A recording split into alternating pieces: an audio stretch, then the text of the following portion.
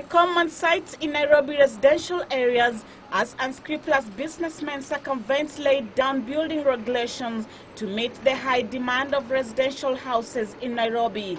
The end result has been loss of life, lifelong injuries and loss of property. The city hosts over 2 million Kenyans, making the real estate sector a lucrative venture, with more than 2/3 of the inhabitants staying in low-income areas.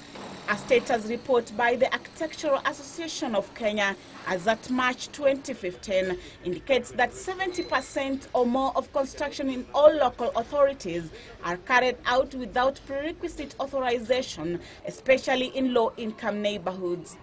The rate is lower at 50% in higher-income neighborhoods. It's clearly an issue of enforcement, and that squarely lies, the jurisdiction lies squarely on the Nairobi City County government and the National Construction Authority. There are people who have chosen that they would not want to follow the law, and it is not out of ignorance.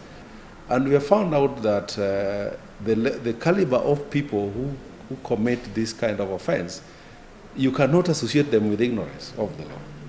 It is more to do with greed rather than ignorance of the law. Buildings with a minimum of 5 floors are supposed to have a lift and a backspace of 6 meters, but almost all residential houses in the city lack this requirement. I've just shown you a building that is standing right behind me, where windows cannot open. They open to the neighbor's compound. So livability is not basically about structural strength. It should be the quality of space. And the impunity does not end there.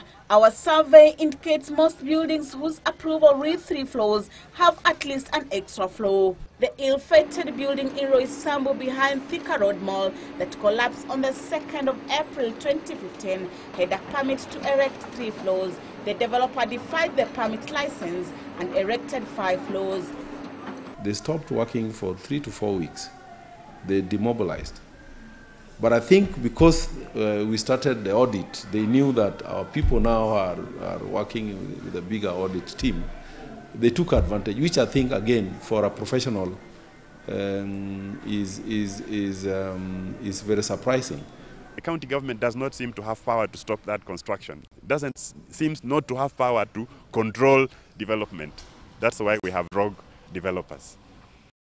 The owner of the Huruma building that went down, leaving 10 people dead on 4th January 2015 near Huruma Primary School, Margaret Magiri, admitted that the building collapsed due to poor workmanship, for which she blamed the engineer. Engineer alikuwa anakuja, engineer ni huyo wa City Council anaitwa Githenji.